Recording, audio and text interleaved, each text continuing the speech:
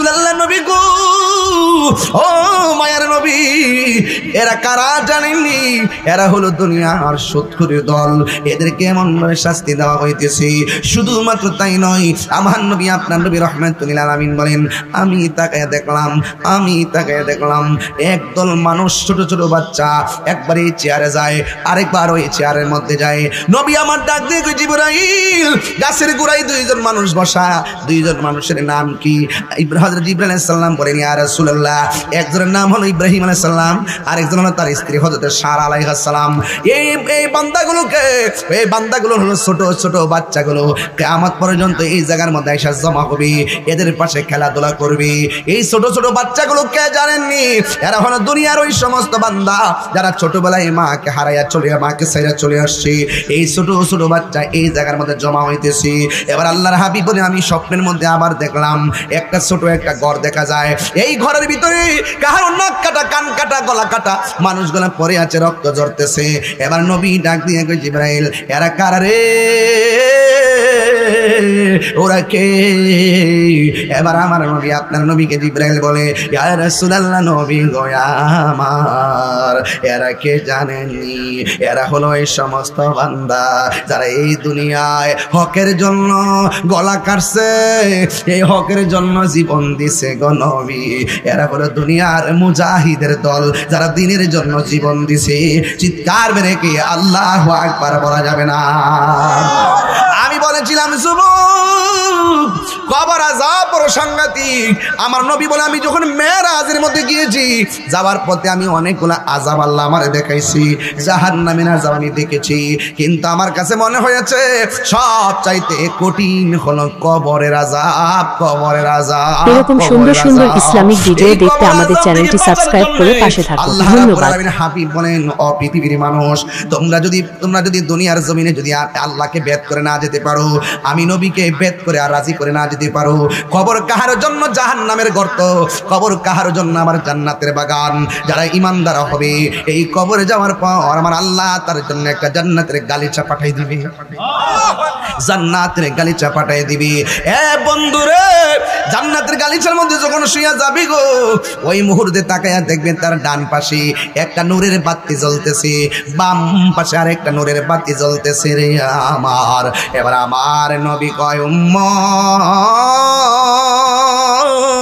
ও উম্মত, বান্দা যখন এই জান্নাতের গালিচায় ঘুমায়া যাবি, ঘুমে যাওয়ার আগে যখন দুইটা বাতি দেখবে, বান্দা জিজ্ঞাসা করবে, তুমি কে গো?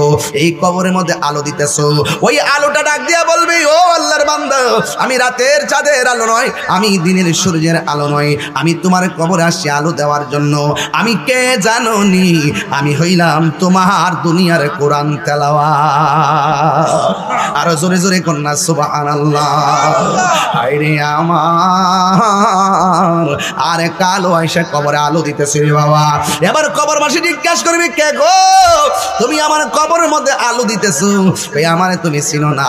আমি কইলাম, এই দুনিয়া আর তোমার নেক আমল। এই জন্য যুবক ভাইয়ের আমার নামাজের দরকার আছে না নাই? এই আওয়াজে মানি না, জুড়ে বলো আছে না নাই?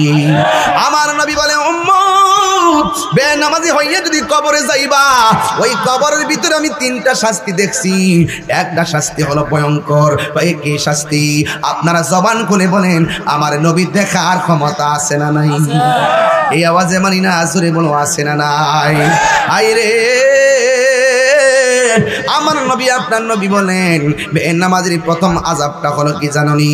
এই ডান পাশের মাটি পৃথিবীর এক প্রান্তে যাবে, বাম পাশের মাটি আরেক প্রান্তে যাবে, দুই পাশের মাটি যাইয়া এমন জোরে একটা চাপা মারবো রে বাবা, ডান পাশের হাড্ডিগুলা বাম পাশের হাড্ডির ভিতরে ঢুকে যাবে, বাম পাশের হাড্ডিগুলো ডান পাশের হাড্ডির ভিতরে ঢুকে যাবে। হ্যাঁ পৃথিবীর মানুষ, এবার আমার নবী আপনার নবী রাহমাতুল আলামিন বলেন, যখন দুই পাশের মাটি আমার চাপা মারবো, দুই পাশের মাটি তোমার চাপা মারবো, ওই কবরের মানুষটা এমন জোরে আল্লাহরে ডাক দিয়া বলবে, আল্লাহ,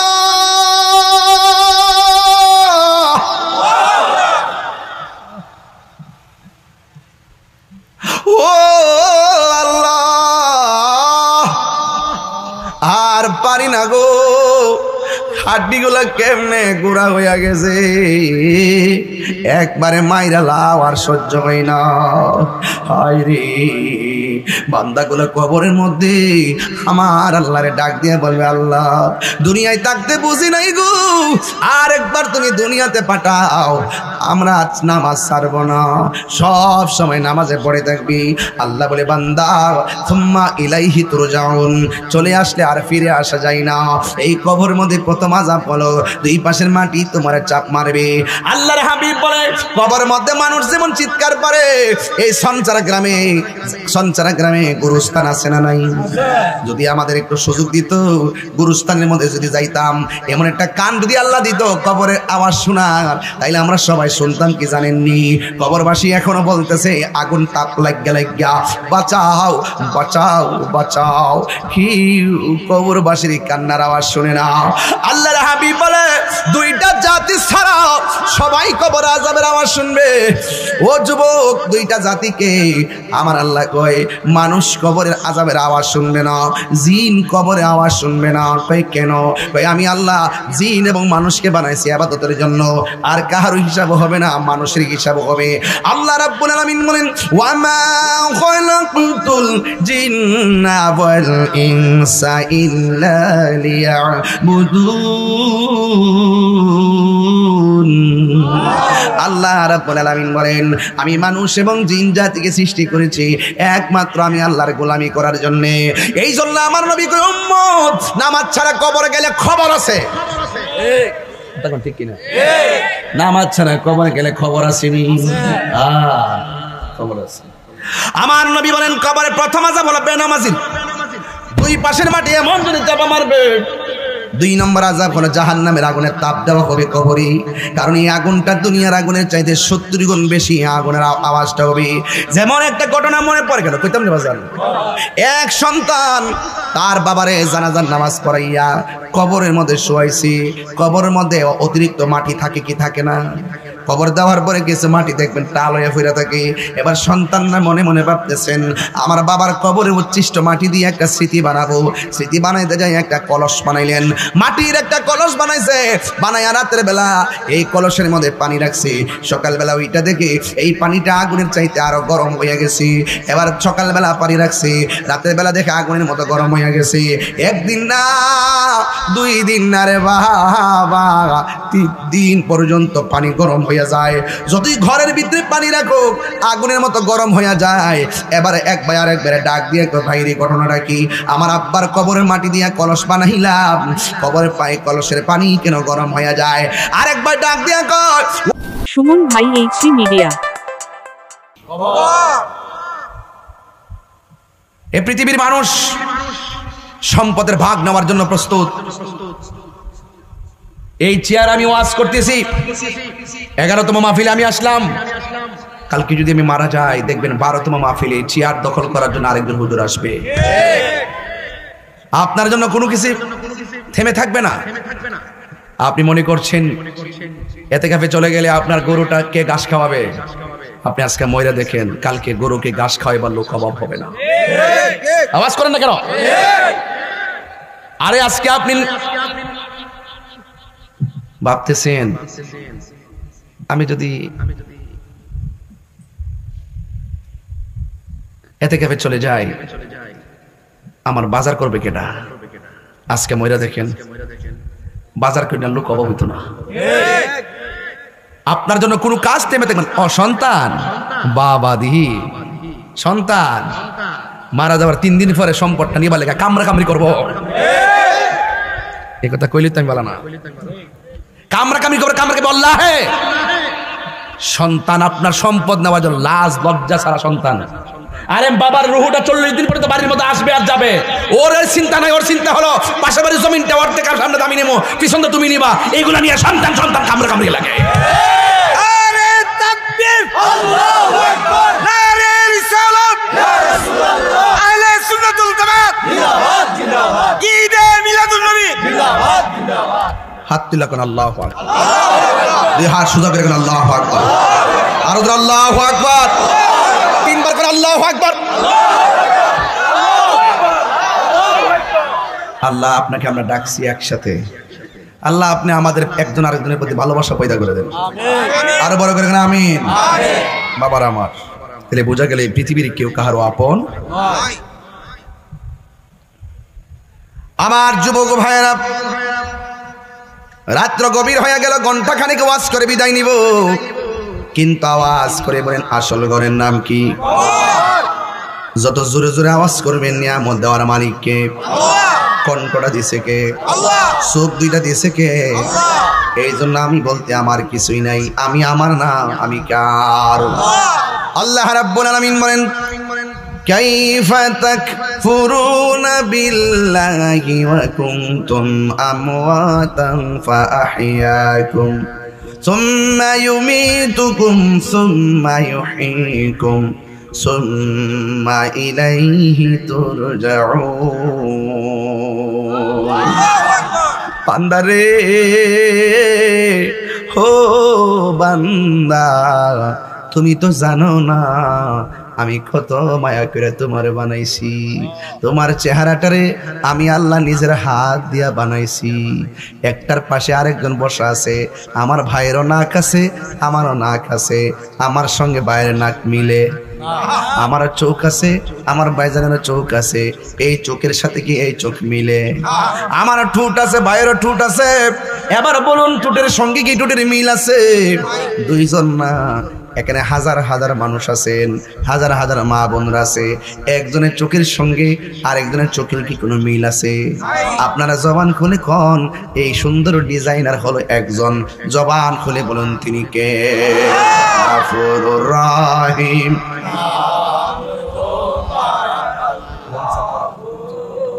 আল্লাহ আল্লাহ, বাবা মা বাবার চেহারা খেয়াল করে পড়েন, গফুরুর রহিম আল্লাহ আল্লাহ আল্লাহ। বন্ধু নাই রে, বান্ধব নাই রে, যে জাগায় কন্যা আল্লাহ। আও সংসারের মানুষ জবানটা কইলা কন্যা আল্লাহ। আরে বন্ধু নাই রে, বান্ধব নাই রে, সেই জায়গায়, সেই জায়গার বন্ধু নবী মুস্তাফাই, সেই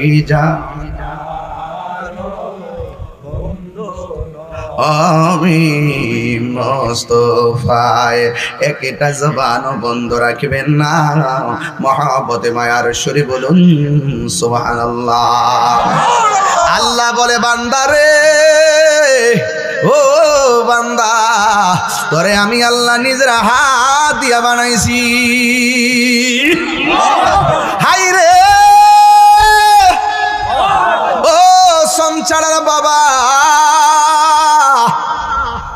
তোর ভিতরে আমি আল্লাহ একটা জিহ্বা দিছি, জিহ্বার মধ্যে থুতু লাগায়া ভিজাইয়া দিছি। যদি ভিজাইয়া না দিতাম বস্তি কয় মাসে বছর যা। গলাটা শুকনা থাকলে কথা বলতে পারতে না, জিহ্বা লড়াইতে পারতে না, শুকাইতে শুকাইতে জিহ্বা ফাইটটা যাইতো। আমি আল্লাহ এই থুতুটাই তো তোরে দিছি, অথচ এই থুতু দেখলে কেউ ঘৃণা করে, অথচ থুতুর ভিতরে কত মায়া। চিৎকার মেরে কি সুবহানাল্লাহ বলা যাবে না? তুমি মনে করছো চোখের গোড়ায় যে পাতিগুলা দিছে অনর্থক? না না, বড় বড় বিপদ থেকে এই পাতিগুলো মিস কল দেয়, বিপদ আসতেছে। চোখের মধ্যে ওই দুই আঘাত লাগে না রে বাবা। এই জন্য আল্লাহ রাব্বুল আলামিন কয় বান্দারি, ও বান্দা, তোরে আমি আল্লাহ নিজের হাত দিয়ে বানাইছি। ফি আইয়ি সূরাতিম মা শাআ রাক্কাবাক। ও বান্দারা, আমি আল্লাহ তোরে নিজের হাত দিয়া বানাইয়া এই জায়গার মধ্যে আমি তোরে চোখ দিছি। আমি আল্লাহ কত সুন্দর পৃথিবী বানাইছি তুই দেখার জন্যে। দেখা দেখা আমি আল্লাহকে গবেষণা করার জন্যে। প্রাণ দয়াল রে, গৃহস্থেরা দলে দলে হাঁস মুরগি কতই পালে, সন্ধ্যা হলে ডাক দিয়া আনে ঘরে। প্রাণ দয়াল রে, গৃহস্থেরা দলে দলে হাঁস মুরগি কতই পালে, সন্ধ্যা হইলে ডাক দিয়ে আনে ঘরে, যার যত পালিত ছিল সকল রে তো ঘরে নিল, যার যত পালিত ছিল সকল রে তো ঘরে নিল, আমি একা রইলাম অন্ধকারে প্রাণ দয়াল রে, সন্ধ্যা হইল ডাকি দিলে না মোরে। সুবহানাল্লাহ। বৃষ্টি পড়তেছে, গজবের বৃষ্টি না রহমতের বৃষ্টি? বৃষ্টি দেওয়ার মালিক খেলা। আরো জোরে, আরো জোরে। উঠতেন না, লইরেন না, বৃষ্টিতে ভিজেন না একটু। যদি এর ভিতরে একটা রহমত পড়ে যা, বান্দা আল্লাহর বন্ধু হয়ে যাইব। বান্দা আল্লাহর কি হয়ে যাইব? আমার গানের অর্থটা তো বুঝছেন না বাজার? বুঝছেন নি? আপনার ঘরের ভিতরে হাঁসের বাচ্চা আছে না নাই? হাই রে ও সঞ্চারের বাবা, কত ওয়াজ না, মারহাবা কর। ওয়াজ কি বানান জানে বেটা? বানাইলে ওয়াজ করতে পারবো কি? বাইরে দিয়ে বাপ ডাইব বানাইয়া সব করন যাবো, ওয়াজ করন যা। একটা বিল্ডিং থেকে আরেকটা বিল্ডিং বানাইলে আসতে বাবা, ওয়াজ কিন্তু বানাই করন জানা, ওয়াজ যা আছে তাই করতে হয়। কথা কর। হাঁসের বাচ্চা পুকুরে ছাড়ছে সকাল 8টার সময়, ওইটা আসর নামাজের টাইমে দেখে বাচ্চা বাড়িতে ফিরে নাই, মাগরিবের নামাজ হয়ে গেছে, বাচ্চা ফিরে নাই। তখন মালিক খেকে আমার বাচ্চাগুলা গেছে কই? বাচ্চার মায়া পইরা ওই মালিকে পুকুরের পার যায়, যায় সুই সুই ডাক দেনি রে বাবা, ডাক দে হাঁসটা কোথায় আছে আসার জন্যে। ও যুবকের দল, এবার হাঁসের বাচ্চার মায়া মালিকে পুকুরের পার যায় খুঁজে, বাড়ি খুঁজে, ঘরে ঘরে খুঁজে বাচ্চার মায়া। আল্লাহ বলে বান্দারে আমি আল্লাহ তোরে বড় মায়া কইরা বানাইছি, কোটি গুণ মায়া আমি আল্লাহর কাছে রেখে দিয়েছি। ও বান্দা তুই যখন গুনাহ করস আর আমি অপেক্ষা করি ওই নামটা ধরে কখন ডাক দিবি? রহমান, গাফুর, গাফফার। আল্লাহু আকবার কোন কেন? আরো চিৎকার করে আল্লাহু আকবার। দয়ার মালিক কে? মায়ার মালিক কে? হাই রে আমার বৈরবের বাবা, বৃষ্টি দেওয়ার মালিক কে? বৃষ্টি দেওয়ার মালিক কে? আমার বাবারা কিলো কারণ গেছে গা লাইন আছে, 2 লাইন আছে আবার জেনারেটর। হ্যাঁ তাহলে 1 মিনিট ছেলের ক্লোজ বাদ পড়ে আয় হায় একটা মত বুঝলাম না ঠিকঠাক। ও কই রাখছিলেন নাম্বার? আছেন চিতো নাম্বার কইছি তো, তার নাম্বার কইছি। ও না এবারে আছে নাম্বার কেমনে কেমনে আগে আমি লিখব বাবার নাম লিখছি।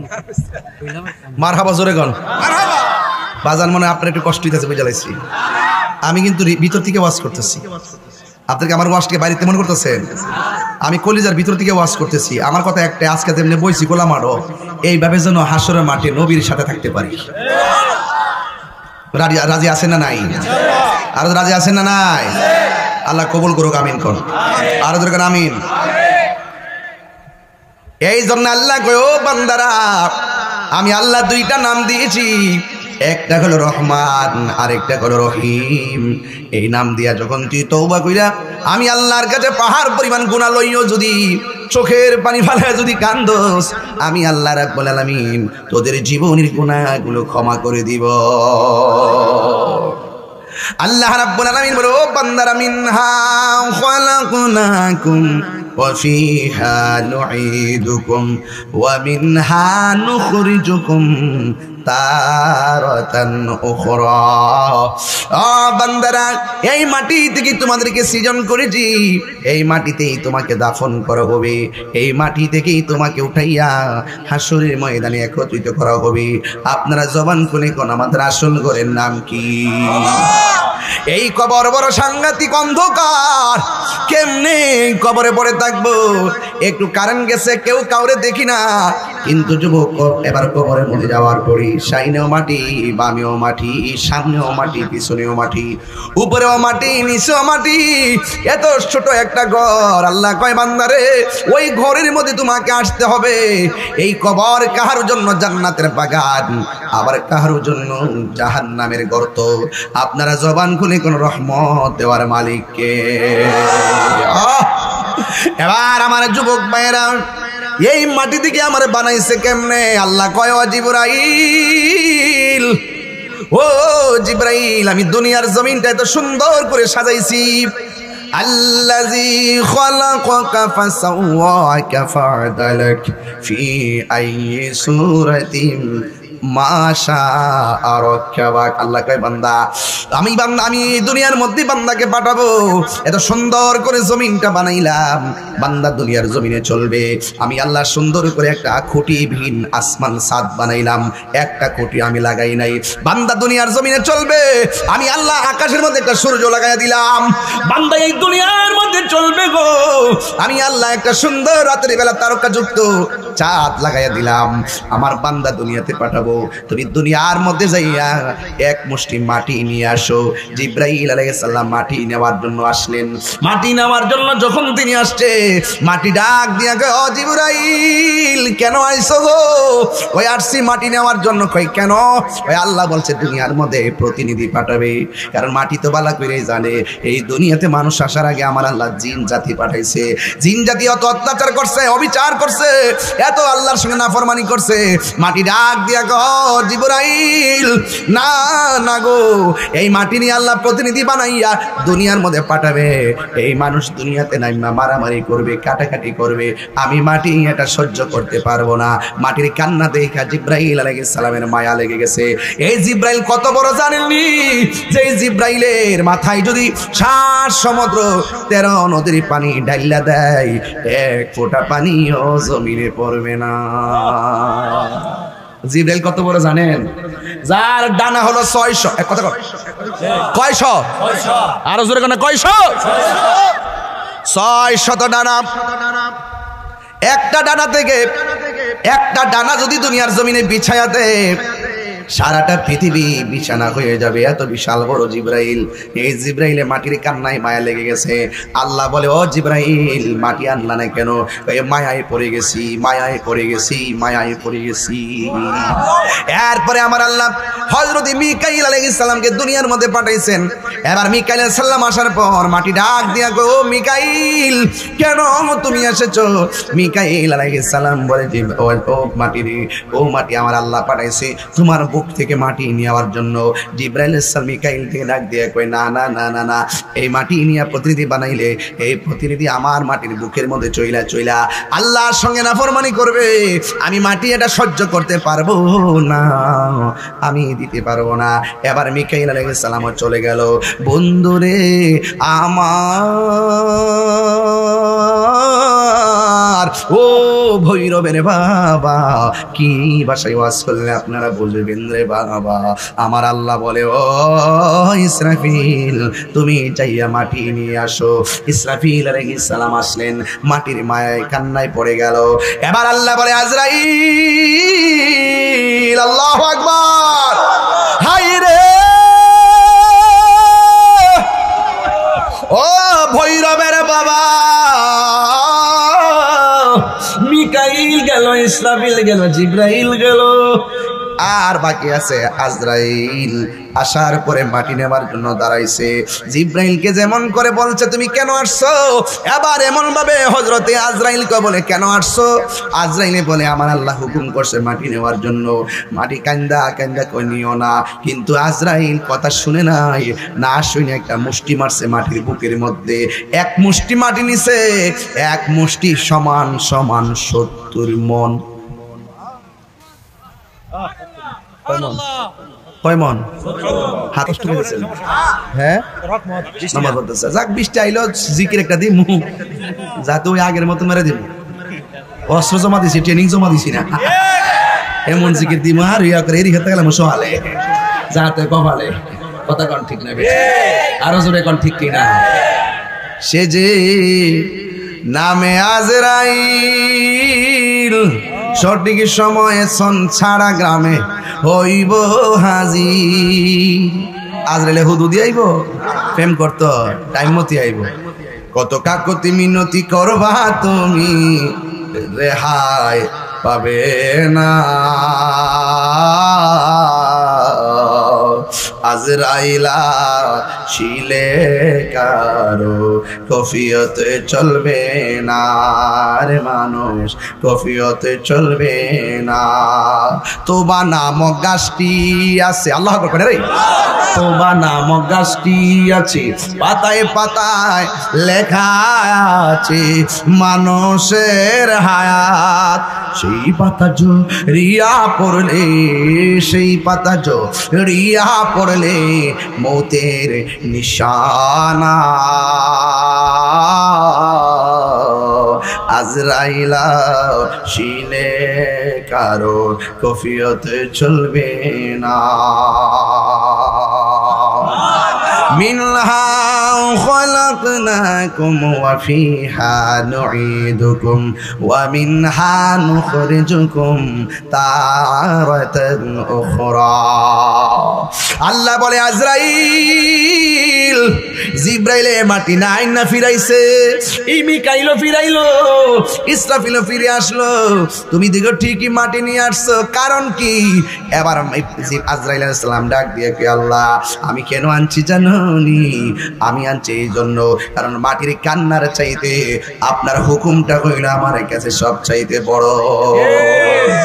এরপর আল্লাহ কয়, আজরাইল বুঝেছি তোমারই তো দরকার। সুবহানাল্লাহ কথা লেখা, ওই মাটি দিয়া মানুষ বানাবো, পাশে বৈশা মা কানবো, ভাই কানবো, আমি আল্লাহর হুকুম তুমি পালন করবা দায়িত্বহীন ভাবে। এই জন্য মাটি দিয়া যত প্রতিনিধি বানাবো, কিয়ামত পর্যন্ত যত মানুষ দুনিয়ার মধ্যে যাবে, সব মানুষের রূহ কবজ করার দায়িত্ব আমি আল্লাহ তুমি আজরাইলকে দিয়ে দিলাম। আল্লাহ বলে, ফেরেশতারা রে, ফেরেশতারা বানা, বান্দা বানা। সুবহানাল্লাহ। এবার ফেরেশতারা বান্দা বানাইতে যাই আদম রে প্রথম সিলেক্ট করলো। আদম আলাইহিস সালামের এক গলা পর্যন্ত বানাইছে। আল্লাহ কয়, ফেরেশতারা এবার রাখো, গলা থেকে মাথার তালু পর্যন্ত এই অংশটা আমি আল্লাহ নিজের হাত দিয়ে বানাবো।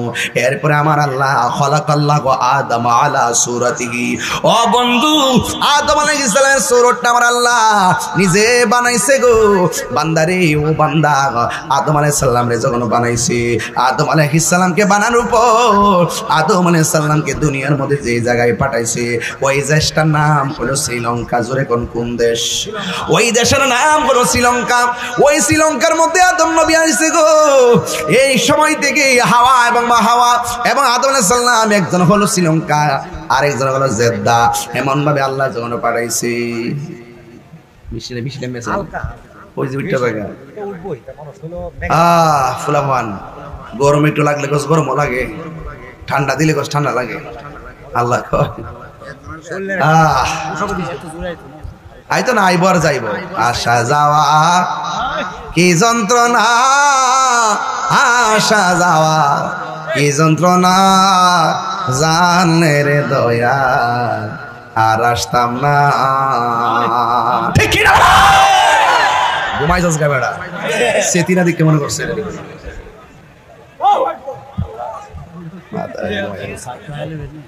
মাশাআল্লাহ। ডাক আর একটু দেখে লই, আইব আর যাইব, আউতি যাউতি কুছ নিয়ে পৌঁতি। ছেলেগুলো যারা উঠে গেছে ওরা হেরে গেছে। আল্লাহ তো পরীক্ষা করতেছেন, এই দুনিয়াটা হলো পরীক্ষার জায়গা। কথা বলেন ঠিক কিনা বলে? সাধারণত বৃষ্টি পরে উঠতে যাও, আর কবরবাসীর কবরের উপরে 24 ঘন্টায় কত ধরনের অন্ধকার আসতেছে, বৃষ্টি আসতেছে, পোকামাকড় ঢুকতেছে, একই ঘরে পড়ে আছে। যাওয়ার কোনো রাস্তা, আরো জোরে যাওয়ার রাস্তা, এটার নাম কি? আরো জোরে নাম কি? কবরে কেমনে থাকব একা একা, তোমার বন্ধু যেন সাথী হয়ে দেই দেখা। নবী চাই কি চাই না? আরো জোরে।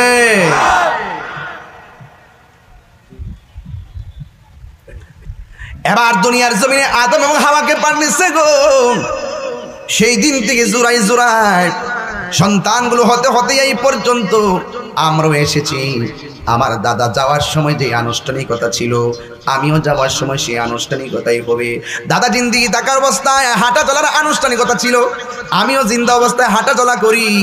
দাদা মারা যাওয়ার পর মাইকে এলান করে দেওয়া গেল মারা গেছে, আমিও মারা গেলে এলান করে দেওয়া হবে আমি মারা গেছি। আমার দাদা মারা যাওয়ার পর কাফনের কাপড় কিনে আনছে, আমিও মারা যাওয়ার পরে কাফনের কাপড় কিনে আনা হবে। দাদা মারা যাওয়ার পরে মসজিদের খাট আনা হয়েছে, আমিও মারা যাওয়ার পরে খাট আসবে।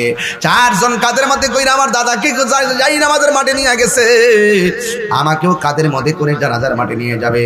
দাদা মাজার সময় মানার সময় যেই আনুষ্ঠানিকতা কবরে শোয়াইছে, আমিও মারা যাওয়ার সময় আমারও কবরের মধ্যে এমন ভাবে শোয়াইয়া দিবে যেমন করে দাদারে চিরদিনের জন্য কবরের মধ্যে শোয়াইয়া দিয়েছি গো, আমারও মানুষ চিরদিনের জন্য শোয়াই দিয়াইব। আজকে সঞ্চারে এত মানুষ রাত্রে 1টার সময় ওয়াজ শুনতেছে, কিন্তু আমি মারা গেলে রাতে তো দূরের কথা দিনের বেলা কবর জিয়ারত করতে যাবে না। এই জন্য সবার এক কথাই একটাই, এই পৃথিবীর কেউ কারো আপন না, সবচাইতে বড় আপন সোনার মদিনাওয়ালা। ঠিক না? কেন আমি তাহিরি নবী নবী করি গো, কারণ আমার নবী কবরে কি নবী না ছবি? কবরে কি নবী না ছবি? আরো জোরে কন, এই বড় করে কও। কালকে দেখলাম এক মৌলবী, ওই দিন দেখলাম কইতেছে কবর মধ্যে 3টা প্রশ্ন করা হবে, নবীর নাকি ছবি দেখাবে, নবী নাকি কবর আসার কোনো ক্ষমতা নাই। কিভাবে বলে কথাগুলো, লাজ লজ্জাহীন কথা। কেমনে নবীর সামনে মুখ দেখাবে? এই সংসারে মানুষ আওয়াজ করে বলুন, টান কৃষ্ণ করে বাড়ি কৃষ্ণ করে যা আসছে সবাই আওয়াজ করে বলুন, আমার নবী কবরের সশরীরে থাকার ক্ষমতা আছে না নাই? হাত তুলে আছে না নাই? আর আছে না নাই? আল্লাহু আকবার।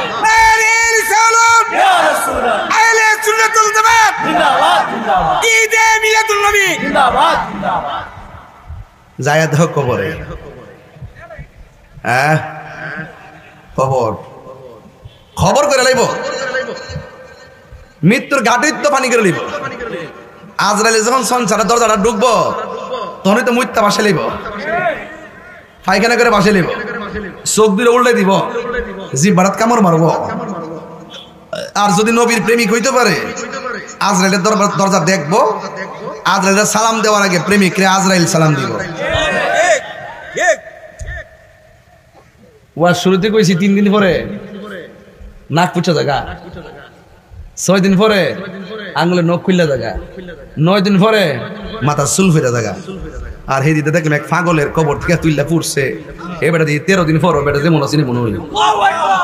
যদি ফচ্চা যাইতো গা তাইলে তারা কই লইলে, তোরা যারা বলে কইছ যদি ফচ্চা রইছে আমরা ভাঙ্গা দেখছি। হ্যাঁ, কি যে একটা খেলা হইছে রে, কি যে একটা খেলা হইছে রে। মানে তোমার চোখে সে বন্ধ হইতে পারে, এমন কাম কইরা বই রইছে, মনে হচ্ছে আল্লাহর রাজি করে নিতে পারে। কথা কোন ঠিক না বেটি?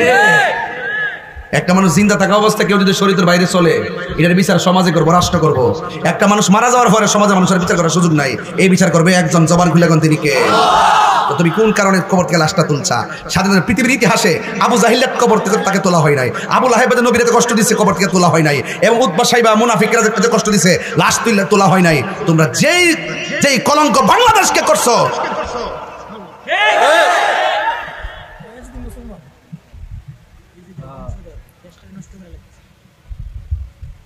গতকাল মামলা দিচ্ছে তাহির হুজুরের বিরুদ্ধে।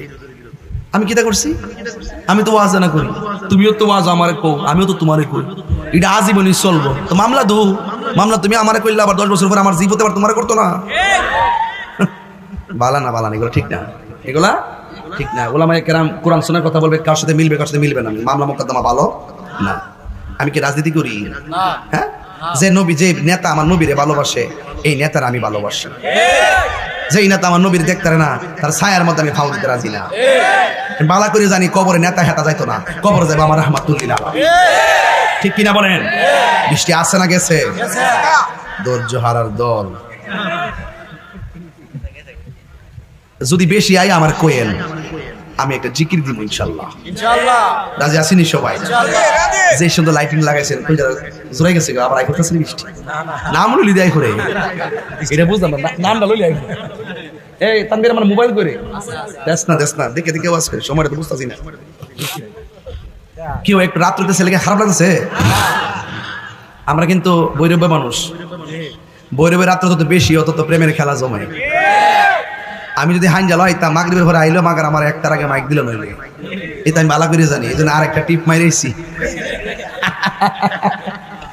আর আজকে একটা গরম খবর আছে বাজান গরম যখন গিয়া বইছি কইও এই বেটা সভাপতি সাহেব শুনেন গরম যখন গিয়েছি চিংড়ি মাছটি ছোটো ছোটো বুঝছেন আর আপনার ছোটো ছোটো চিংড়ি মাছ দিয়া শুটকি দিয়া এরপরে মানে এমন ভাবে রসুন টসুন দিয়ে এমন ভাবে ভর্তাটা করছে পরে খেয়ে যাই লড়াইতেছে মানে একটা মজা যা লাগছো আচ্ছা কঞ্চান্তি বেহেস্তের খাউনটা কি এর চাইতে কম মজা হইব কথা কোনো গেলে আর আমি তো আপনার কাছে ভাত খাইছি হাতে লয়া লয়া খাইছি কিন্তু বেহেস্তের মধ্যে কিন্তু লয়া লয়া খাওয়ানো লাগবো এমনি একটা ধাক্কা দিবেন এমনি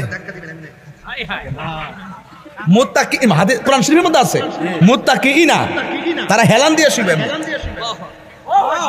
ও না আঙ্গুর ফল আছে না এমন বড় বড় আঙ্গুর ফল এমনি ছায়া করবেন এই আঙ্গুর ফলের দিকে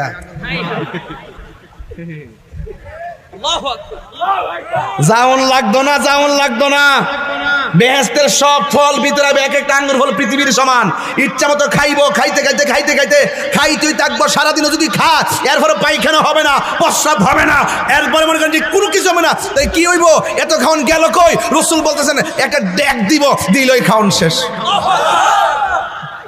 খাওন কি গেছে কেন সামনে আছে তাহলে গাঞ্জা খাইলে ওই খাওন যাবো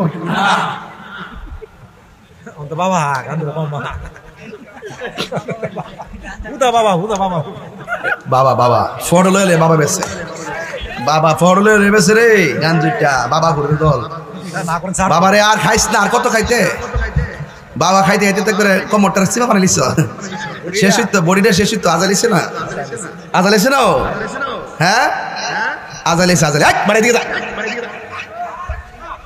মুরব্বের সামনে ঝাড়িছে এই তোমার কমিটি লোক কই এই বাবা তোমরা বসে যাবো ঠিক আছে কথা নেই বাবা কি চলবে এই বাবা কি চলবে এগুলো খাবেন না এগুলো খাইতে খাইতে কি করছে জানেন শরীরটা সিমাইলিছে আর মানুষ দেখলে কই গাঞ্জুটার জায়গারে মর লোক গাঞ্জুটা মরছে ভালো হইছে কেউ দোয়া করে না কারণ নেশা করে কেউ ভালোবাসে না কথা বলেন ঠিক কিনা বলেন তাহলে যেই জবান দিয়ে আল্লাহর জিকির হবে সেই জবান দিয়ে কি হারাম ঢোকানো যাবে যেই চোখ দিয়ে নবী দেখার সুযোগ আছে সেই চোখে কি কোনো হারাম কিছু দেখা যাবে এই জন্য ইজ্জতের মালিক কে তাইলে বলুন এই কবরের ভিতরে আমাদের যাওয়ার আনুষ্ঠানিকতা আছে না নাই দাদা যেমনি গেছে এইভাবে আমাদের আনুষ্ঠানিকতা আছে না নাই এখন জবান খুললে এখন কবরটা কি আসল ঘর না নকল ঘর বলেন বেহেশতের মধ্যে যেই জামাটা আল্লাহ দান করবে জামার রংটা কি সবুজ জামার রং কি আর আমার কবরের ড্রেস কি এমপি যে ড্রেসটা পরবো আর রিক্সাওয়ালা আর একটা ড্রেস পরবো ঠিক কিনা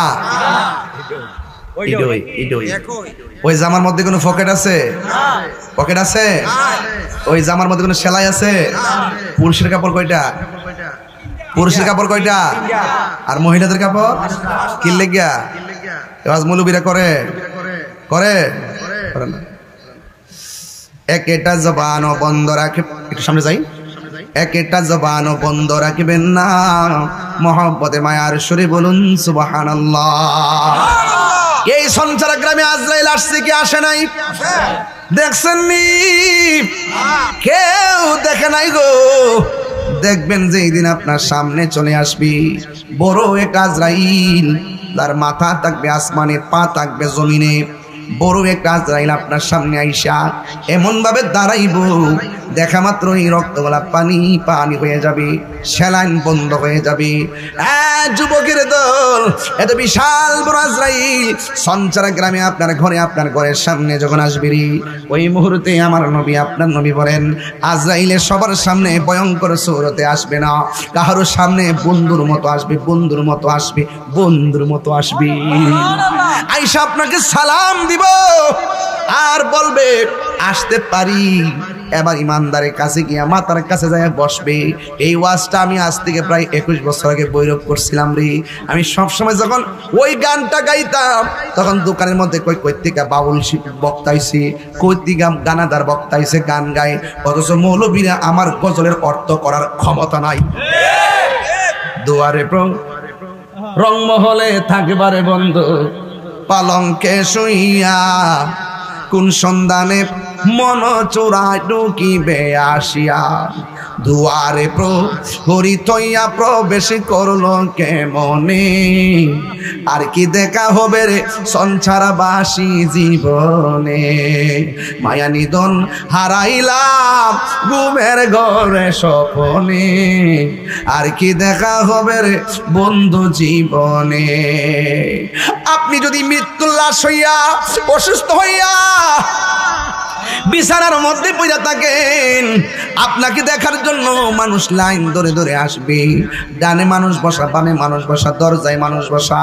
এবারও আপনাকে দেখার জন্য আসলে আপনি চোখ ঘুরাইয়া ঘুরাইয়া সবাই দেখেন, কিন্তু হঠাৎ করে চোখটা ঘুরে না, হঠাৎ করে শ্বাসটা বের হয় না, হঠাৎ করে হাত পা লড়ে না, এমন ভাবে আপনি ডেড বডি হয়ে গেলেন। মানুষ বলতেছে হাত দিয়ে লড়ে না, আরেকজনে কয়ে মারা গেছে। আমার প্রশ্ন হলো, মা বাবা দাদা দাদি এতগুলা মানুষ আপনার পাশে বসে আছে, এত বড় আজরাইলে ঘরে ঢুইকা রুহুটারে কোন সময় চার্জারি করলো, একটা মানুষও টের পাই নাই, একটা মানুষও টের পাই নাই। এই জন্য বলছি আপনার ঘরের ভিতরে আজরাইল ঢুকে যাবে। এই জন্য আমার ভাইয়েরা, আমার নবী আপনার নবী রাহমাতুল লিল আলামিন বলেন, একদিন আমি রাতের বেলা ঘুমায় রইলাম, ঘুমের করে স্বপ্নে দেখলাম আমার কাছে আজরাইল আসছে। জুরি বলেন না কে আসছে? আমার সামনে ফেরেশতা আসছে, ফেরেশতা জিবরাইল আসছে। জিবরাইল আলাইহিস সালাম যখন আসছে, আমি জিগাইলাম জিবরাইল, ও জিবরাইল, কেন তুমি আমার ঘুমের ঘরে এসেছো? এবার জিবরাইল আলাইহিস সালাম কই, নবী গো এবার একটু সামনে তাকান না। যেই মাত্র নবী আমার সামনে তাকাইলো, তাকাইয়া কি দেখতেছেন? আমার নবী আপনার নবী বলেন, আমি দেখতেছি একদল মানুষকে পাথর দিয়ে দিয়ে মাথা ভাঙ্গা ফেলাইতেছে। জিবরাইল রে, এইরকম ভাবে মাথা কেন ভাঙতেছে, কারণ কি? জিবরাইল আলাইহিস সালাম বলে, ইয়া রাসূলুল্লাহ, নবী গো, ও মায়ার নবীজি, এই মানুষগুলাকে কেন মাথা ভাঙতেছে জানেননি? এই মানুষগুলা দুনিয়াতে তাইকা তার মা বাবারে কষ্ট দিয়েছে। কিয়ামত পর্যন্ত যারা মা বাবাকে কষ্ট দিবে তাদের মাথাগুলো ফেরেশতারা এমন ভাবে গুড়া বানাইবো। ইয়া রাসূলুল্লাহ, একটু সামনে তাকান। আমার নবী একটু সামনে তাকালো।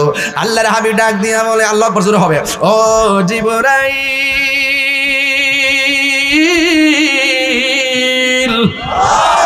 ও জিবরাইল, আমি তাকায়া দেখতেছি একটা রক্তের নদীর মধ্যে অসংখ্য মানুষ হাবুডুবু খাইতেছি। এই রক্তের পানিগুলো, এই রক্তগুলো দুনিয়ার আগুনের চাইতে 70 গুণ গরম। এই গরম আগুনের মধ্যে, নদীর পানির মধ্যে কেমনে তারা হাবুডুবু খাইতেছি। আমি তাকায়া দেখলাম তারা হাবুডুবু খাইতে খাইতে কিনারে ভিড়ে, আর কিনারের মধ্যে বড় বড় ফেরেশতারা পাথর দিয়ে আবার মাথায় আঘাত করে আবার ছিটকে যাইয়া তারা মাঝখানে পড়ে। ইয়া রাসূলুল্লাহ, নবী গো, ও মায়ার নবী, এরা কারা জানেননি? এরা হলো দুনিয়ার শত্রুর দল, এদেরকে এমন ভাবে শাস্তি দেওয়া হইতেছে। শুধুমাত্র তাই নয়, আমার নবী আপনার নবী রাহমাতুল লিল আলামিন বলেন, আমি তাকায়া দেখলাম একদল মানুষ, ছোট ছোট বাচ্চা, একবার এই চেয়ারে যায়, আরেকবার ওই চেয়ারের মধ্যে যায়। নবী আমার ডাক দিয়ে কই, জিবরাইল, গাছের গোড়ায় দুইজন মানুষ বসা, দুইজন মানুষের নাম কি? হযরত জিবরাইল আলাইহিস সালাম বলেন, ইয়া রাসূলুল্লাহ, একজনের নাম হলো ইব্রাহিম আলাইহিস সালাম, আরেকজন হলো তার স্ত্রী হযরত সারা আলাইহিস সালাম। এই বান্দাগুলো হলো ছোট ছোট বাচ্চাগুলো। কিয়ামত পর্যন্ত এই জায়গার মধ্যে এসে জমা হবে, এদের পাশে খেলাধুলা করবে। এই ছোট ছোট বাচ্চাগুলো কে জানেননি? এরা হলো দুনিয়ার ওই সমস্ত বান্দা যারা ছোটবেলায় মাকে হারাইয়া মাকে ছেড়ে চলে আসছে। এই ছোট ছোট বাচ্চা এই জায়গার মধ্যে জমা হইতেছে। এবার আল্লাহর হাবিব বলে, আমি স্বপ্নের মধ্যে আবার দেখলাম একটা ছোট একটা ঘর দেখা যায়। এই ঘরের ভিতরে কারো নাক কাটা, কান কাটা, গলা কাটা মানুষগুলা পড়ে আছে, রক্ত ঝরতেছে। এবার নবী ডাক দিয়ে কই, জিবরাইল, এরা কারা রে? ওরা কে? এবার আমার নবী আপনার নবীকে জিবরাইল বলে, ইয়া রাসূলুল্লাহ, নবী গো আমার, এরা কে জানেননি? এরা হলো এই সমস্ত বান্দা যারা এই দুনিয়ায় হকের জন্য গলা কাটছে, এই হকের জন্য জীবন দিছে গো নবী। এরা হলো দুনিয়ার মুজাহিদের দল যারা দ্বীনের জন্য জীবন দিছে। চিৎকার মেরে কি আল্লাহু আকবার বলা যাবে না? আমি বলেছিলাম যুবক, কবর আযাব বড় সাংঘাতিক। আমার নবী বলে আমি যখন মেরাজের মধ্যে গিয়েছি, যাওয়ার পথে আমি অনেকগুলো আযাব আল্লাহ আমারে দেখাইছি, জাহান্নামের আযাব আমি দেখেছি, কিন্তু আমার কাছে মনে হয়েছে সব চাইতে কঠিন হলো কবরের আযাব, কবরের আযাব, কবরের আযাব। এই কবর আযাব থেকে বাঁচার জন্য আল্লাহ রাব্বুল আলামিন হাবিব বলেন, ও পৃথিবীর মানুষ, তোমরা যদি দুনিয়ার জমিনে যদি আল্লাহকে বেদ করে না যেতে পারো, আমি নবীকে বেদ করে আর রাজি করে না যেতে পারো, কবর কাহার জন্য জাহান্নামের গর্ত, কবর কাহার জন্য আমার জান্নাতের বাগান। যারা ইমানদার হবে এই কবরে যাওয়ার পর আমার আল্লাহ তার জন্য একটা জান্নাতের গালিচা পাঠাই দিবে, জান্নাতের গালিচা পাঠাই দিবে। এ বন্ধুরে, জান্নাতের গালিচার মধ্যে যখন শুইয়া যাবি গো, ওই মুহূর্তে তাকায়া দেখবে তার ডান পাশে একটা নূরের বাতি জ্বলতেছে, বাম পাশে আর একটা নূরের বাতি জ্বলতেছে রে আমার। এবার আমার নবী কয়, উম্মত, ও উম্মত, বান্দা যখন এই জান্নাতের গালিচায় ঘুমায়া যাবি, ঘুমে যাওয়ার আগে যখন দুইটা বাতি দেখবে, বান্দা জিজ্ঞেস করবে তুমি কে গো? এই কবরের মধ্যে আলো দিতেছো। ওই আলোটা ডাক দিয়া বলবে, ও আল্লাহর বান্দা, আমি রাতের চাঁদের আলো নয়, আমি দিনের সূর্যের আলো নয়, আমি তোমার কবরে আসছি আলো দেওয়ার জন্য। আমি কে জানো নি? আমি হইলাম তোমার দুনিয়ার কোরআন তেলাওয়াত। আরো জোরে জোরে কন্যা সুবহানাল্লাহ।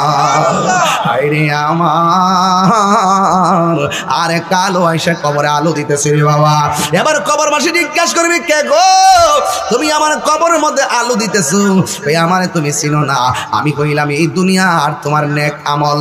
এই জন্য যুবক ভাইয়ের আমার নামাজের দরকার আছে না নাই? এই আওয়াজে মানি না, জোরে বলো আছে না নাই? আমার নবী বলে, উম্মত, বেনামাজি হইয়া যদি কবরে যাইবা, ওই কবরের ভিতরে আমি তিনটা শাস্তি দেখছি। একটা শাস্তি হলো ভয়ঙ্কর। কি শাস্তি? আপনারা জবান খুলে বলেন, আমার নবী দেখার ক্ষমতা আছে না নাই? এই আওয়াজে মানি না, জোরে বলো আছে না নাই? আইরে আমার নবী, আপনার নবী বলেন, বেনামাজির প্রথম আযাবটা হলো কি জানোনি? এই ডান পাশের মাটি পৃথিবীর এক প্রান্তে যাবে, বাম পাশের মাটি আরেক প্রান্তে যাবে, দুই পাশের মাটি যাইয়া এমন জোরে এরকম সুন্দর সুন্দর ইসলামিক ভিডিও দেখতে আমাদের চ্যানেলটি সাবস্ক্রাইব করে পাশে থাকুন। ধন্যবাদ। হাড্ডিগুলো বাম পাশের হাড্ডির ভিতরে ঢুকে যাবে, বাম পাশের হাড্ডিগুলো ডান পাশের হাড্ডির ভিতরে ঢুকে যাবে। পৃথিবীর মানুষ, এবার আমার নবী, আপনার নবী রাহমাতুল আলামিন বলেন, যখন দুই পাশের মাটি আমার চাপা মারবো, দুই পাশের মাটি তোমার চাপা মারবো, ওই কবরের মানুষটা এমন জোরে আল্লাহরে ডাক দিয়া বলবে, আল্লাহ,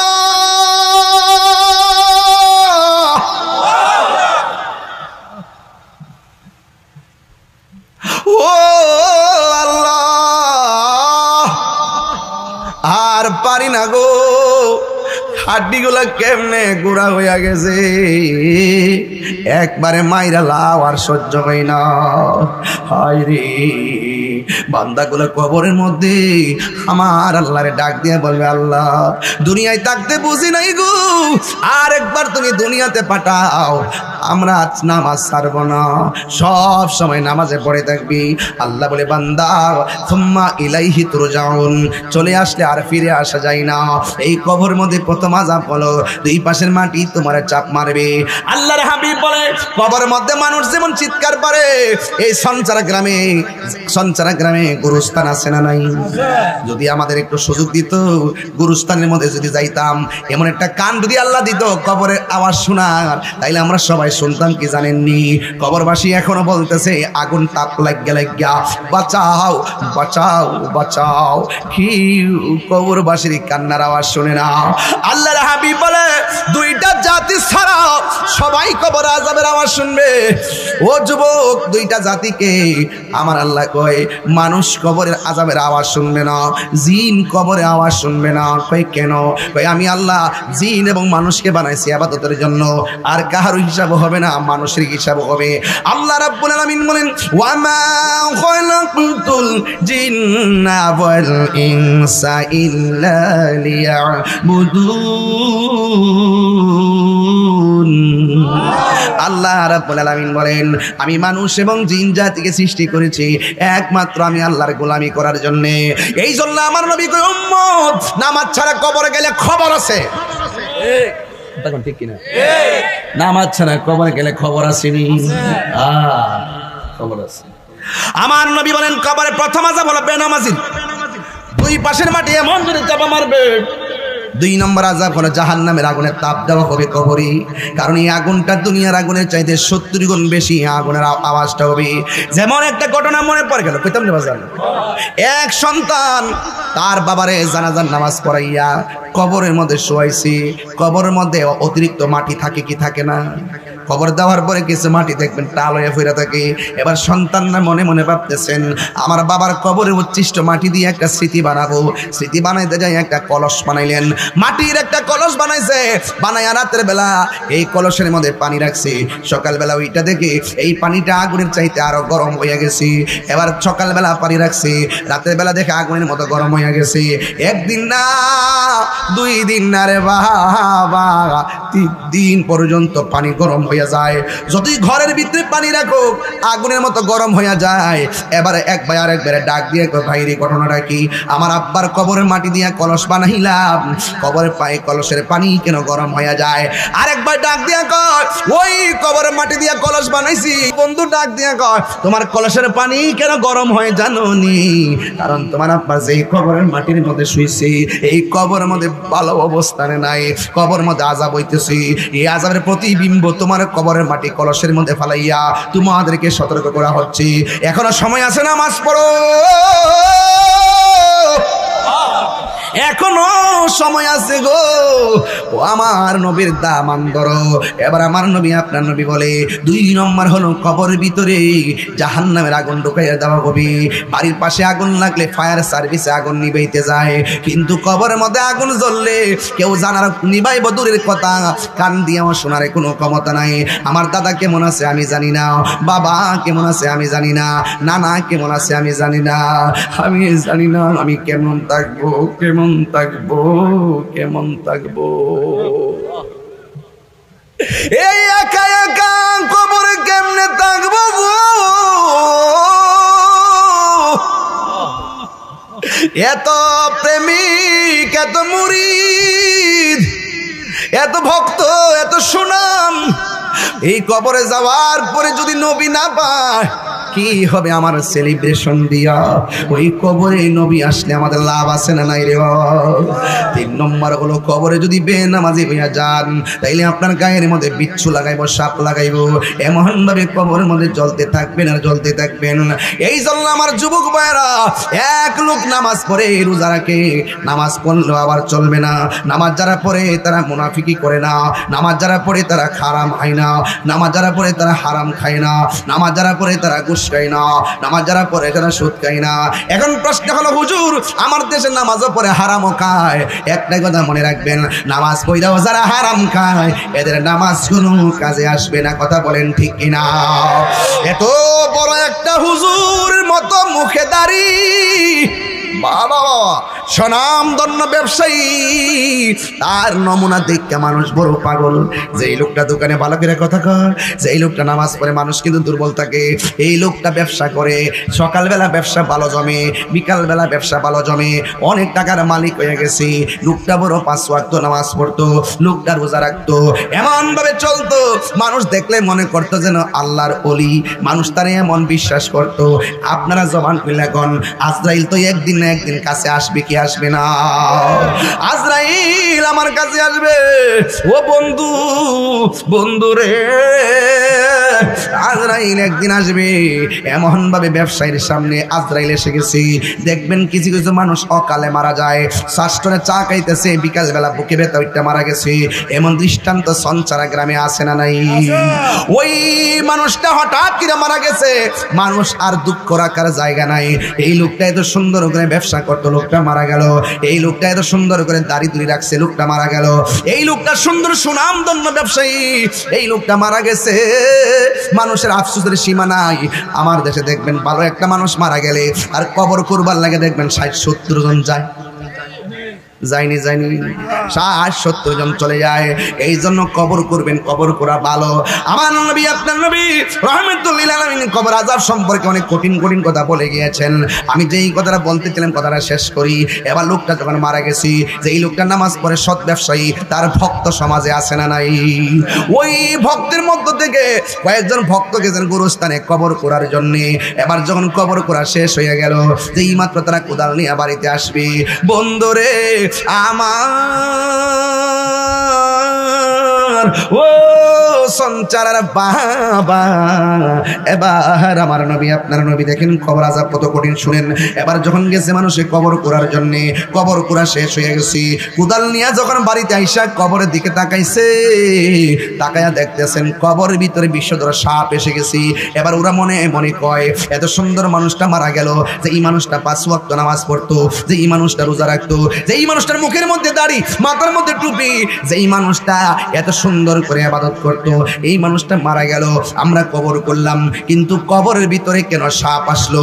এরা দুইজন এলাকার মধ্যে জানাইলো, গ্রামবাসী সিদ্ধান্ত নিল লাশ তো দাফন করা লাগবে, আবার কবর করো। একটা কবর করা কিন্তু অনেক কঠিন।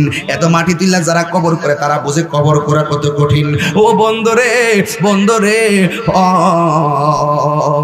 বাবা, এবার আরেকটা কবর করলো, অর্ধেকটা কবর করতে পারি নাই, সাপ এসে ঢুকে গেল। সবাই লাফ মারে উঠা গ্রামের সবাই ডাকলেন, ডাইকা বলেন কি ব্যাপার, এই লোকটা এত ভালো, একটা কবর করলাম, শেষ করার পরে সাপ, আরেকটা কবর করলাম, অর্ধেক করতে পারলাম না, সাপ এসে গেছে, এখন আমরা লাশ তো দাফন করা লাগবে। সমাজের মানুষ সিদ্ধান্ত নিল আবার আরেকটা কবর করো। এবার আরেকটা কবর করে গেল, মাশাআল্লাহ সুন্দর করে কবরটা করলো। কবর করার পরে দেখেন কোনো ধরনের সাপ নাই। হঠাৎ তুইরা তাকিয়ে দেখি কবরে এক পাশ থেকে সাপ এসে গেছে। এবার ওরা মনে মনে কয়, আমি কত কবর করতাম আর সাপ দেখতাম, এখন কি করব? এবার ইন দি মিন টাইমে তারা মনে মনে ভাবেন, কবর করা তো অনেক কঠিন, কবর করা অনেক কঠিন। ও বন্ধুরে আমার, ওরা মনে মনে কয় আমরা কবর কুরমু কত, আর সাপ আসবে কত, সময়ের তো ব্যাপার। ওরা তখন দৌড়াইয়া আমার নবীর কাছে হাজির হয়ে গেছি। দয়া কই নবী গো ও মায়ারে নবী, আমাদের সমাজের একটা ভালো মানুষ মারা গেল, কবরের মধ্যে দেখি শুধুমাত্র সাপ আর সাপ, এখন আমরা কি করব? আল্লাহর হাবিব ডাক দিয়া কয়, ও এলাকাবাসী, তোমরা আবার যাইয়া কবর করবা, কবর করার পরে সাপ থাকলেও এই কবরে দাফন করবা, না থাকলেও দাফন করবা। এবার সুন্দর করে কবর করলেন, সাপ নাই। জানাজার নামাজ পড়লেন, সাপ নাই। গুরুস্থানে গেছে, সাপ নাই। ইন দি মিন টাইমে যেই মাত্র লাশটা নামাইবার জন্যে দুইজন কবরে নামবো, ওই মুহূর্তে তাকায় দেখে ওই কবরের মধ্যে বিষধর সাপ ঢুকতেছে। নবী তো বলছেন এইভাবে দাফন করতে হবে। লাশটারে ভালাইয়া সুন্দর করে বাঁশবুশ দিয়া ডাক্তার দিয়া তারা চলে গেছে। এবার বাজারের মধ্যে আলোচনা শুরু হয়ে গেল, এত ভালো একটা মানুষ মারা গেল, কবরে কেন লাশ নিল না? এত ভালো একটা মানুষ মারা গেল, কবরে কেন লাশ নিল না? কারণটা কি? এবার এরা মনে মনে কয়, তুই জানোস নি? কই আমি তো জানি না। কই কেন? আমি কি তার মনের খবর জানি নাকি? তুই জানোস নি তার কি কারণ? আমিও তো জানি না কেন তার এই অবস্থা হয়েছে। আমরা তো দেখছি নামাজ পড়তো, আমরা তো দেখছি রোজা রাখতো, আমরা তো দেখছি ব্যবসা ভালো করতো, কিন্তু সাপ কেন আসছে আমরা তো জানি না। এই কথা বলার পরে আরেকটা মানুষ ডাক দিয়ে কয়, তোমরা যে যত কিছু বলো, এই লোকটা ভালো নাকি খারাপ তার স্ত্রী সারা কেউ বলতে পারবে না, কেউ বলতে পারবে না। হাদিসের মধ্যে আসছে কি জানেননি? স্বামী যদি মারা যায়, স্ত্রী যদি বলে আমার স্বামী বড় ভালো ছিল, আমার আল্লাহর স্বামীটারে বেহেশত দিয়া দে। স্ত্রী যদি মারা যায়, দিল থেকে যদি বলে আমার স্ত্রীটা বড় ভালো ছিল, আমার আল্লাহ স্ত্রীটাকে জান্নাত দিয়া দেয়। এবার এলাকাবাসী মনে মনে কয়, ও সমাজের মানুষ, চলো চলো আমরা তার স্ত্রীর কাছে যাই, জিজ্ঞেস করি তোমার স্বামী মানুষ হিসাবে কেমন ছিল। এবার সবাই তার স্ত্রীর কাছে গেল, যাইয়া ডাক দিয়া বলে, শোনো না গো, তোমার স্বামী আমরা দেখছি 5 ওয়াক্ত নামাজ ছাড়ে নাই, আমরা দেখছি তোমার স্বামী রোজা ছাড়ে নাই, ব্যবসা করছে ভালো, কিন্তু তোমার স্বামীর কবরের মধ্যে দিতে পারি নাই, বারবার সাপ এসে গেছে। আমরা তোমার কাছে জানতে চাই তোমার স্বামী এমন কোনো কর্ম করছেনি যেটা আমরা জানি না, এই কর্মের জন্য সাপ আসতে পারি।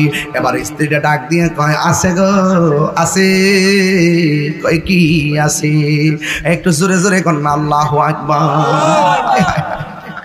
ও বন্ধুরে আমার, জবানটা খুলে কোন অন্তরের মালিককে, এই আওয়াজে মানি না, জোরে বলেন না কে?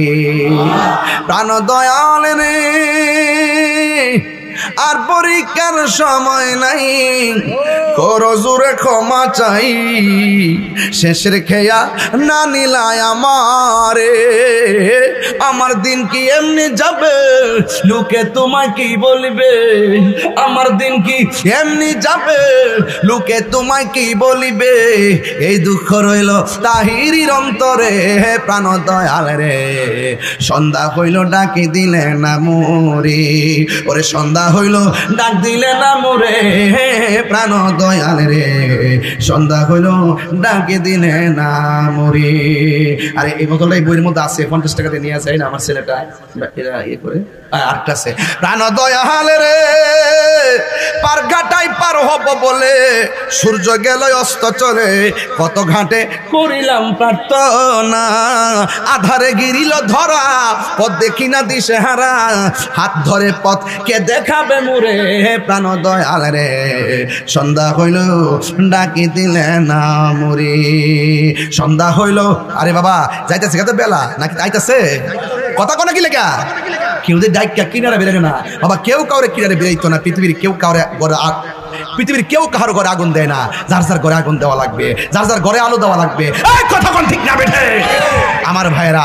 এই যে বন্ধন, এই যে সুন্দর বন্ধন, হারিয়ে যাব একদিন আমি, রবনায় ভুবন চিরদিন।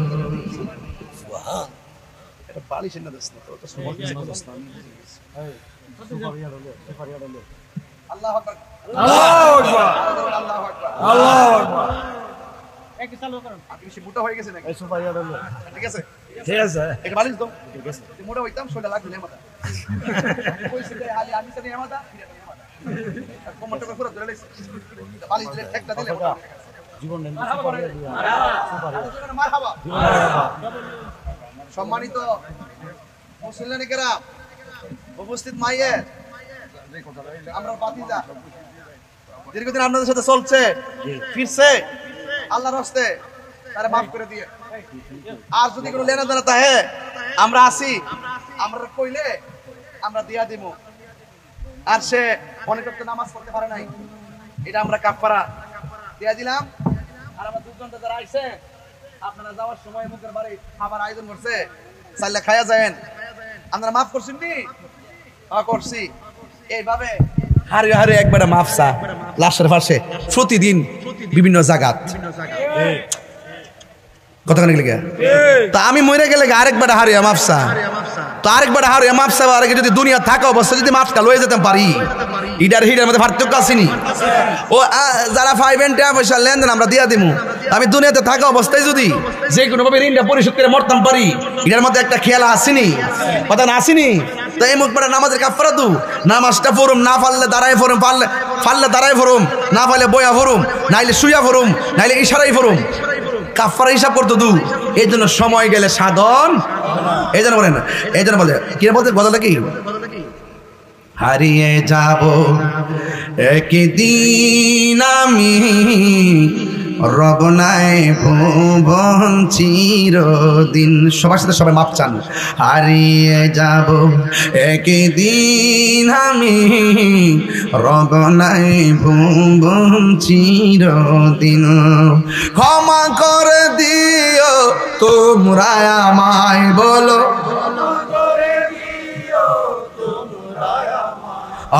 ভুল করে তাকি যদি কোনো দিন, হারিয়ে যাব এক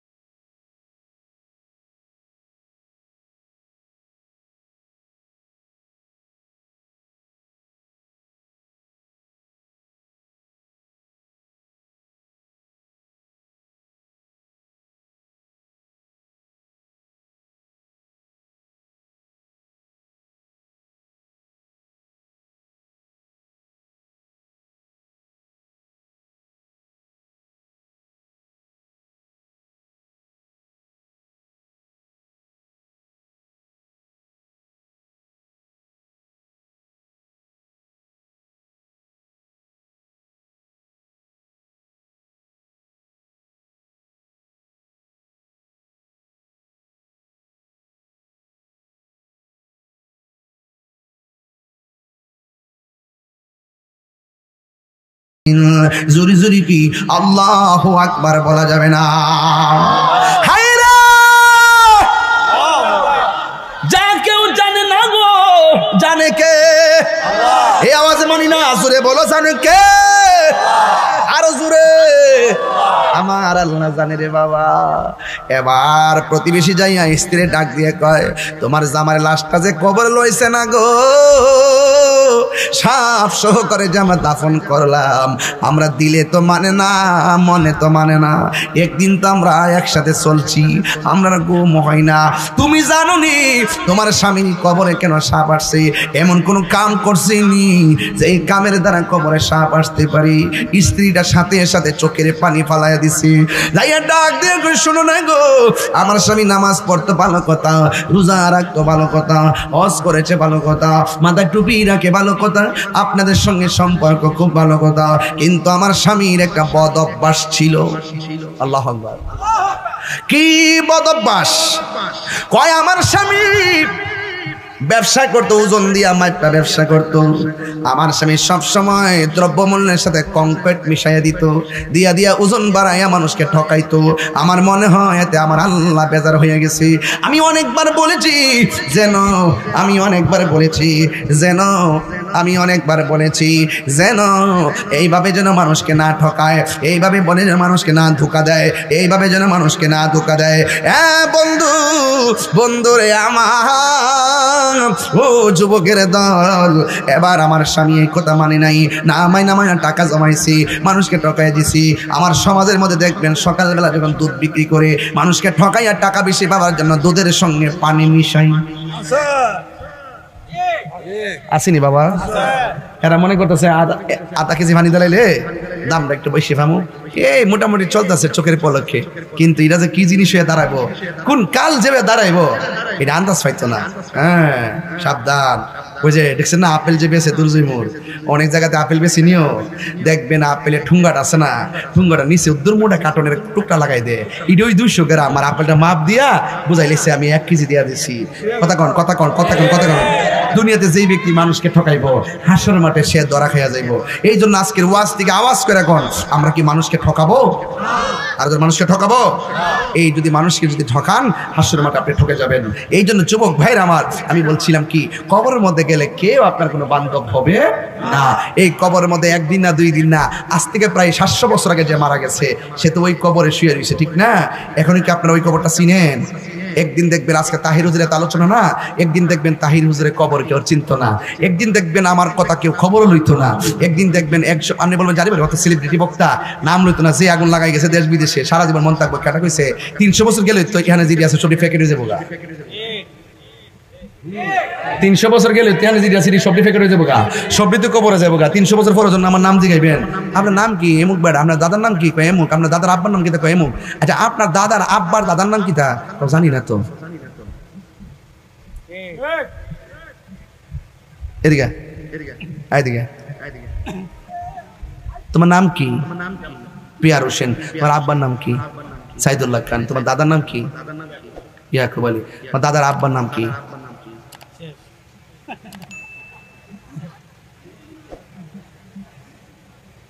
150 বছর হয়েছে না ফজল মোড়া, 150 বছর ভিতরে শেষ। আমরা ভাবছেন আমরা জিফুত আমরা খবর রাখবো, আমরা জিফুত খবর রাখবো, জিফুতের করে নাতির হইব, নাতির করে দেওয়ার পরে আমরা বিল নেই, ডাইরেক্ট বলে যাবে। এই জন্য কি বলছি, এমন কাজ করে যান বাবা শাহজালালের মতন 750 বছর পরে জন্য শুধু সন্তান না, পিতৃকুল মাতৃকুল না, পৃথিবীর মানুষ মনে রাখে। এক কথা বলেন ঠিক কিনা বলেন? এই বাবা শাহজালাল 700 বছর চলে গেল, তোমাকে এখনো মানুষ চিনে। তোমার বাসার পাশে অনেক মানুষের কবর দেখি, তাদেরকে কেউ চিনে না, তাদেরকে মনে রাখে না, তোমাকে চিনে কেন? শাহজালাল বলেন আমার জীবনটা ওয়াস্তুভাবে কুরবান করে দিয়েছি, এই জন্য আমি মরে যাওয়ার পরেও আমি জিন্দা রয়েছি। কথা বলেন ঠিক কিনা? আল্লাহু আকবার, নারে রিসালাত, ইয়া রাসূলুল্লাহ, আহলে সুন্নাত ওয়াল জামাত জিন্দাবাদ জিন্দাবাদ। ওলি আল্লাহর দুশমনেরা হুঁশিয়ার সাবধান, ওলি আল্লাহর দুশমনেরা হুঁশিয়ার সাবধান। শাহজালালের তলোয়ার, এ শাহজালালের তলোয়ার বলে ওঠো আরেকবার, নারে তাকবীর, আল্লাহু আকবার। আমার কথা কি রাগ করছেন আপনারা? এমন জীবন তুমি করিবে গঠন, মরণে হাসিবে তুমি কাঁদিবে ভুবন। কথা বলেন ঠিক কিনা?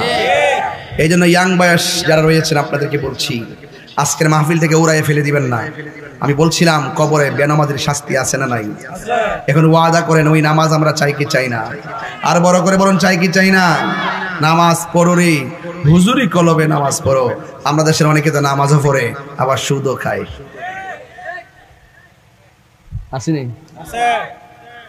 ইদানিং তো মৌলবীরা সুদের ওয়াজি করে না, ডরে ডরে। কে সুদ যে হারাম, এটা কি মোল্লার কথা না আল্লাহর কথা? তো আল্লাহর কথা কইতে যায় যে মোল্লার ডরা, এটা একটা দালাল মৌলবী। কথা কোন ঠিক না বেটি?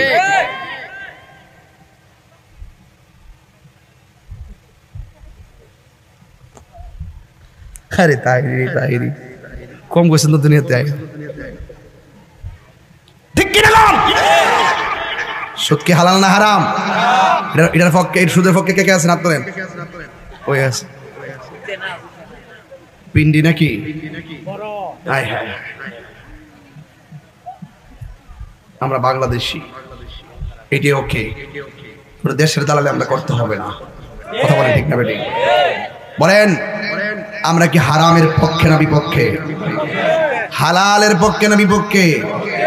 বাজান আজকে থেকে ওয়াদা করেন আমরা নামাজ ছাড়বো। আর নামাজ ছাড়বো, মা বাবাকে কষ্ট দিব। আজকে যদি আমি বৈরব সঞ্চারা ঘুরার পরে দেখবেন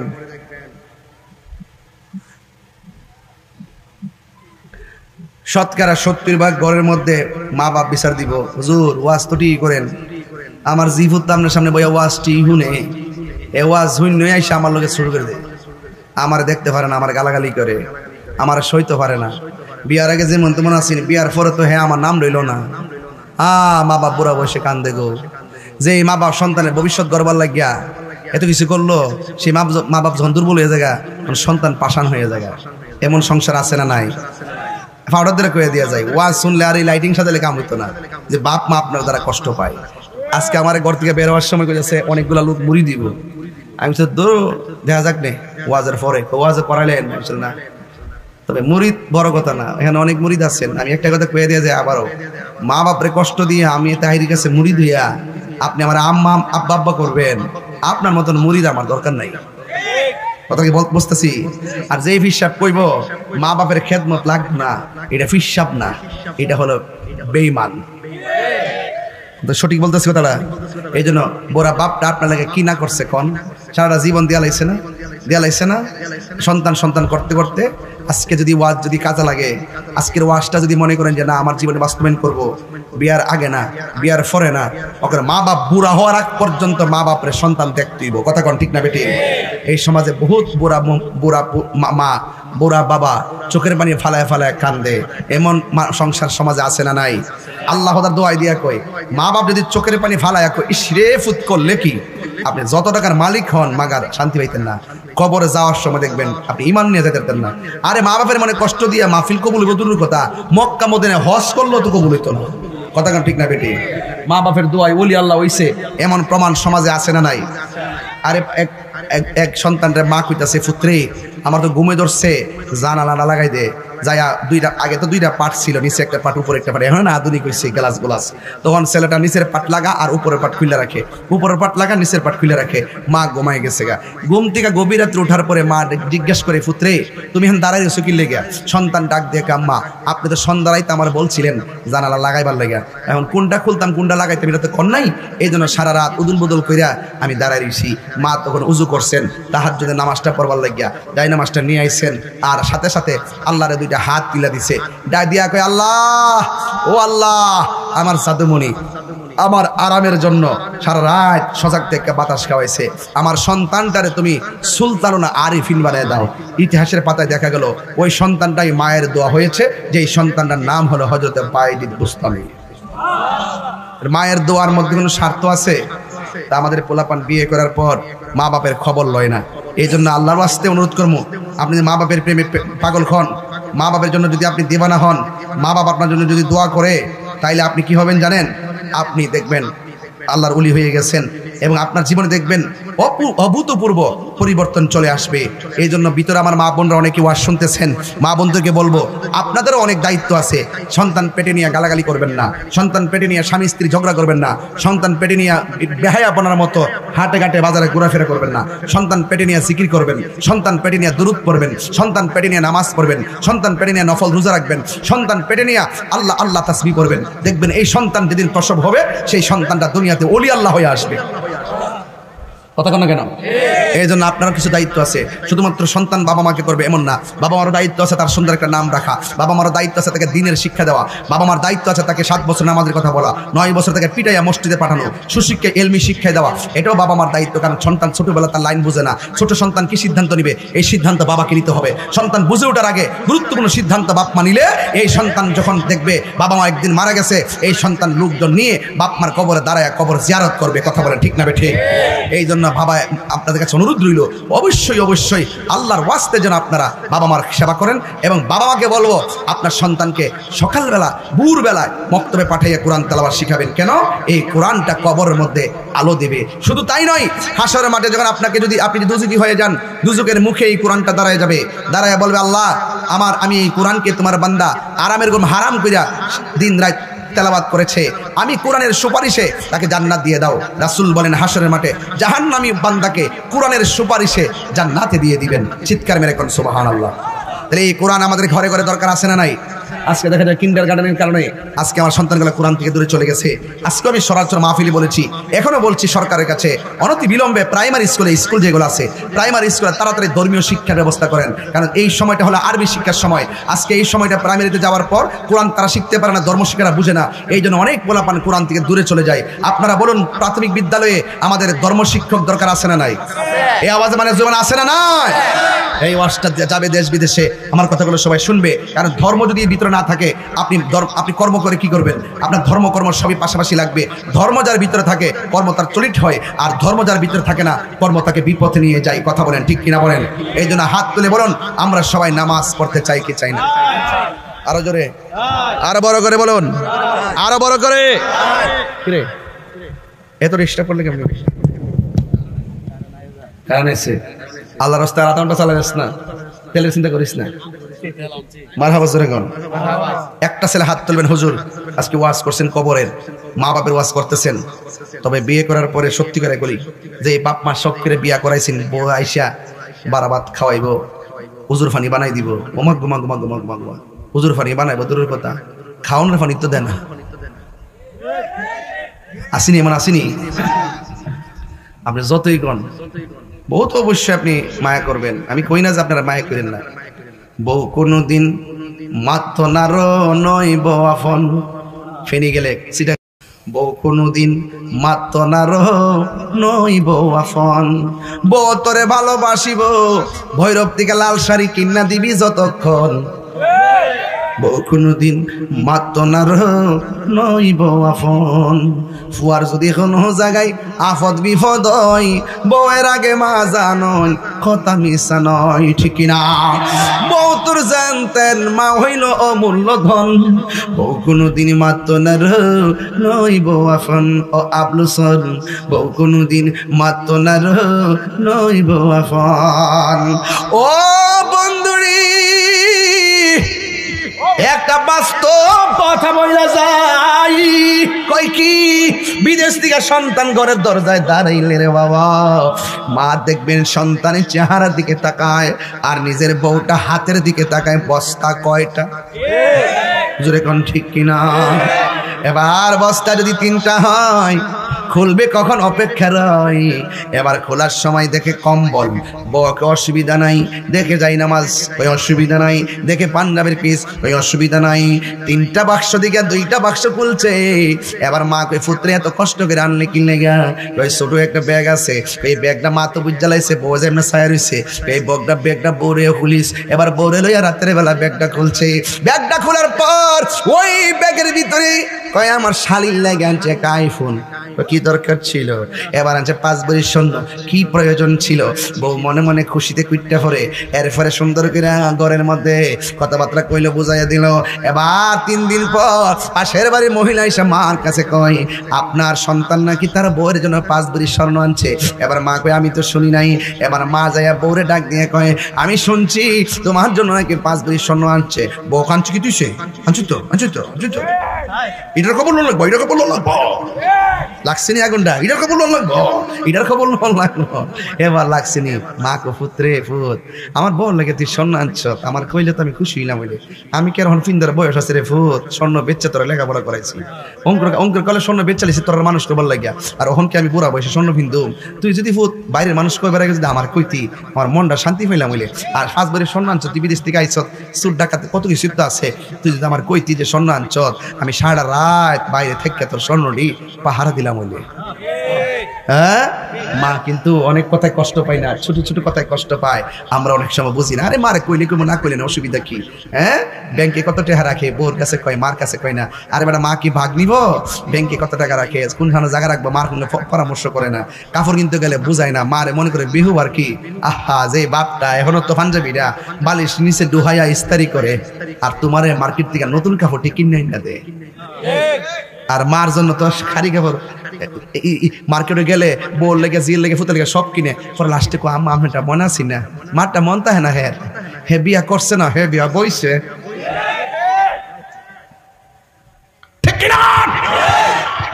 সমাজটা শেষ হয়ে গেছে। একটা মা বাপ সংসারের মধ্যে শান্তিতে নাই, একমাত্র এই পোলাপানদের কারণে।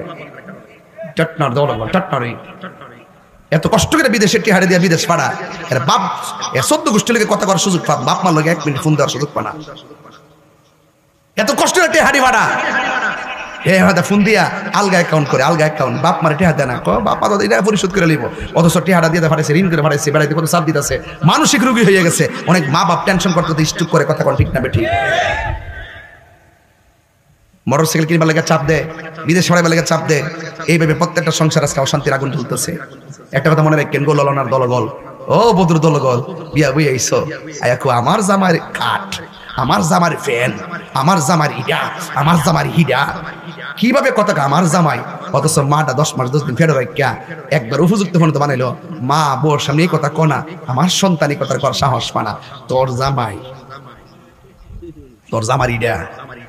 আমি কই না যে জামাই বউর লোকে খারাপ ব্যবহার করব, আমার কথা পরিষ্কার, বউ যদি শাশুড়ির লোকে ভালো ব্যবহার করে, তইলে সে একদিন শাশুড়ি হইলে তার সন্তানের। এরকম সুন্দর সুন্দর ইসলামিক ভিডিও দেখতে আমাদের চ্যানেলটি সাবস্ক্রাইব করে পাশে থাকুন। ধন্যবাদ। কাগজে লিখে রাখেন, কোরআন শরীফটা দই রাখিলাম, এমন এক সময় আইব তার ফুতের বয়া তারে পাওয়ার আঙ্গুল দেখাইব, হেতেরিটা কইবা